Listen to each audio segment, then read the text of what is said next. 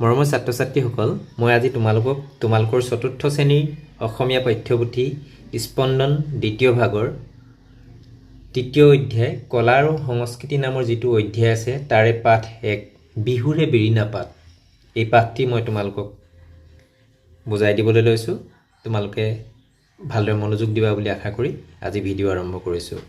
বিহুৰে বিৰিণা পাত। তোমালোকক এই পাঠটিত কেইফাঁকিমান বিহু গাবলৈ দিছে।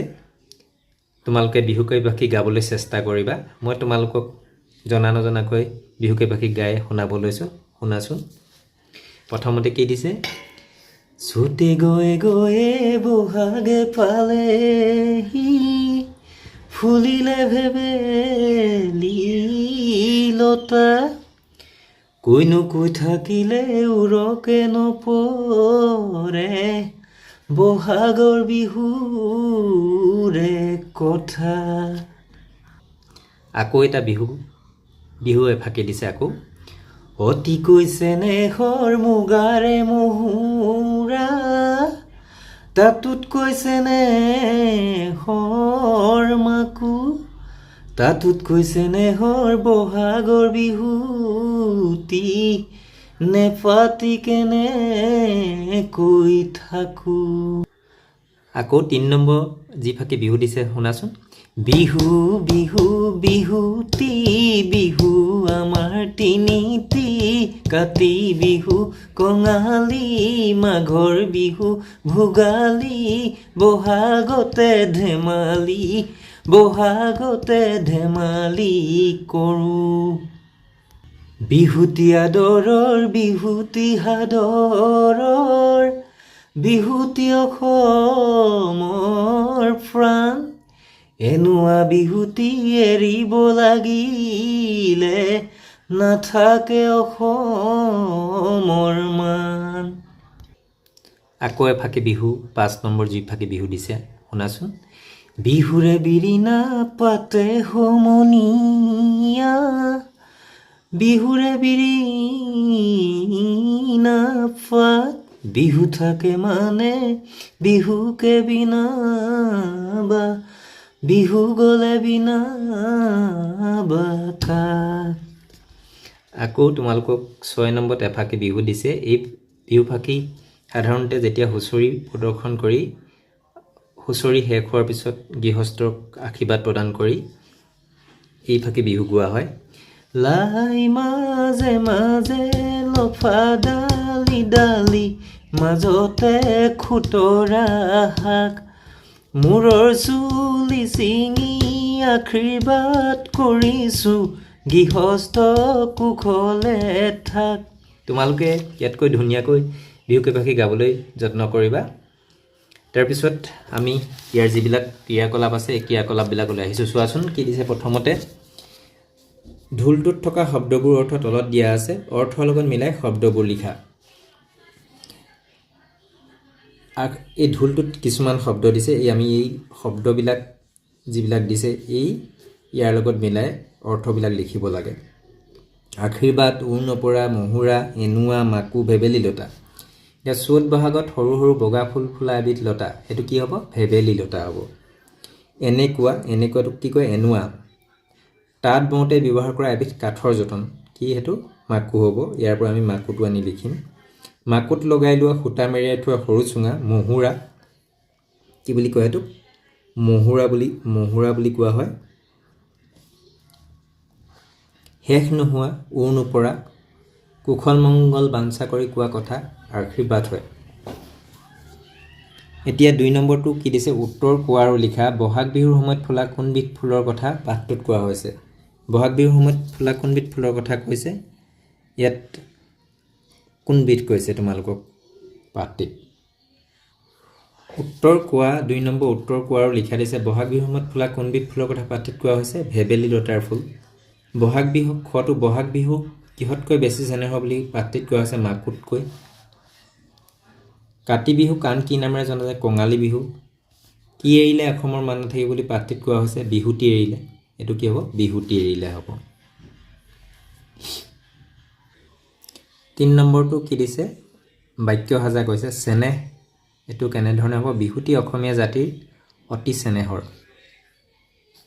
তোমালোকে বেলেগ ধৰণৰ বাক্য সাজিব চেষ্টা কৰিবা এনুৱা কাম পুনৰ নকৰিবা এনুৱা মানে হৈছে এনেকুৱা কাম পুনৰ নকৰিবা মান তেওঁ অসমীয়া জাতি মান ৰক্ষা কৰিলে গৃহস্থ জীৱনত বহু দায়িত্ব থাকে 4 নম্বৰ যেটো ক্ৰিয়াকলাপ দিছে বিহু কেইভাগিৰ পৰা বিচাৰি উলিয়াই লিখা মাহৰ নাম বহাগ কাতি উদ্ভিদৰ নাম দিছে লফা খুতৰা উৎসৱ পাৰ্বণৰ নাম বহাগ বিহু কাতি বিহু মাঘ বিহু আছিলে তাঁতশালত ব্যৱহাৰ হোৱা সঁজুলিৰ নাম মহুৰা মাকু ঠাইৰ নাম অসম গুণ বজোৱা শব্দ আদৰৰ হাদৰৰ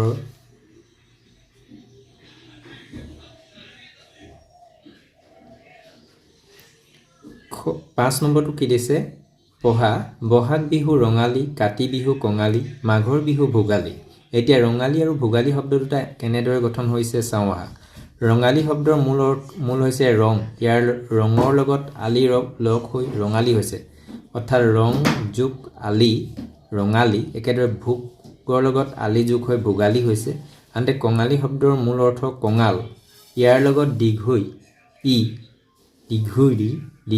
লগ হৈ কঙালী হৈছে কঙাল কঙালী ঠিক তেনেধৰণে কি দিছে তলত দিয়া শব্দকেইটা আলি আৰু লগ লগাই লিখা জুন আলি লগ লগাই জোনালী ৰূপ যোগ আলি ৰূপালী কপাহ বিহগ বিহগী সোণ আলি সোণালী বহাগ বহাগী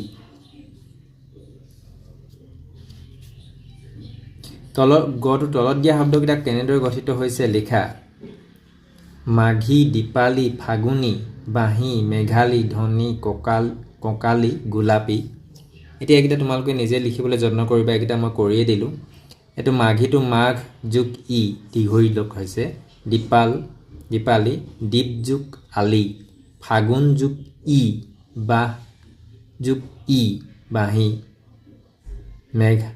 মেঘালীটো মেঘ যোগ আলি ধন যোগ কঁকাল যোগ গোলাপ যোগ এনেধৰণে তোমালোকে ভাঙি লিখিব যত্ন কৰিবা 6 নম্বৰ যেটো ক্ৰিয়াকলাপ দিছে এটো কি দিছে কাখৰ মেজিটোৰ পৰা উপযুক্ত শব্দ বাছি উলিয়াই খালি বাকচত ভৰাই মেজিটোৰ পৰা আমি উপযুক্ত শব্দ বাছি আমি ইয়াত লিখিব লাগে ক বিহুৰ আগদিনা উৰুকা এটো উৰুকাটো হ'ব ইয়াৰ পৰা আমি উৰুকাটো লিখিম ঢোল বাইজি ঢুলিয়া ৰঙালী বিহুত লোৱা গামোচা বিহুৱান আমি ইয়াত বিহুৱান শব্দটো পাইছো ৰঙালী বিহুত লোৱা এইটো কি কয় গামোচাখনক কি কয় বিহুৱান বিহু নচা ছোৱালী বিহুৱতী কাতি মাহত দীঘল বাহত আৰি লগোৱা চকী আকাশবন্তি প্ৰথম ছটো কি দিছে মাঘৰ বিহুত জ্বলাবলৈ সজা কাঠ বা নৰাৰ দম মেজি এতিয়া জানো আহা বিহু অসমৰ জাতীয় উৎসৱ বিহুক বিভিন্ন জনগোষ্ঠীয়ে ভিন ৰূপত পালন কৰে সকলো জাতি জনগোষ্ঠীৰ নিজা নৃত্য গীত সাজ পোছাক ৰীতি-নীতি পৰম্পৰাগত উৎসৱ পাৰ্বণ আছে বৈশাগু আলি গাং বিভিন্ন জনগোষ্ঠীৰ মাজত প্ৰচলিত উৎসৱ বিভিন্ন উৎসৱ পাৰ্বণত থলুৱা বাদ্যযন্ত্ৰৰ সহায়ত গীত পৰিৱেশন কৰা হয় এইবোৰৰ ভিতৰত ঢোল খ্ৰাম খোল তাল পেপা গগনা চিফুং মিটং কালি চেৰজা হুতুলি আদি উল্লেখযোগ্য এতিয়া 7 নম্বৰ ক্ৰিয়াকলাপটোত দিছে বিহু গীতৰ লগত বজোৱা কেইবিধমান থলুৱা বাদ্যযন্ত্ৰৰ নাম লিখা ইয়াৰ যিকোনো এবিধ বাদ্যৰ ছবি আঁকা বিহু গীতৰ লগত বজোৱা তোমালোকে ঢোলটো ক'ব পাৰা ঢোল পেপা বাঁহী তোমালোকে ঢোলটোৰ বা পেপাৰটো এখন নিজে ছবি আঁকিবলৈ যত্ন কৰিবা 8 নম্বৰটো কি কৈছে অসমীয়া নতুন বৰ্ষৰ সময়ত বহাগ বিহু পালন কৰা হয় সেই সময়ত তোমালোকে আন কি উৎসৱ পালন কৰা আৰু কেনেদৰে পালন কৰা কোৱা আৰু লিখা বহাগ বিহুৰ সময়ত তোমালোকে আন কি ধৰণৰ উৎসৱ পালন কৰা তোমালোকে দলত আলোচনা কৰিবা আৰু নোৱাৰিলে ঘৰত সুধি কেনেধৰণে পালন কৰা হয় লিখিবলৈ যত্ন কৰিবা আজিৰ পাঠ ইমানতে সামৰিছো পুনৰ অন্য এটা নতুন পাঠৰ সৈতে পুনৰ লগ হ'ম ধন্যবাদ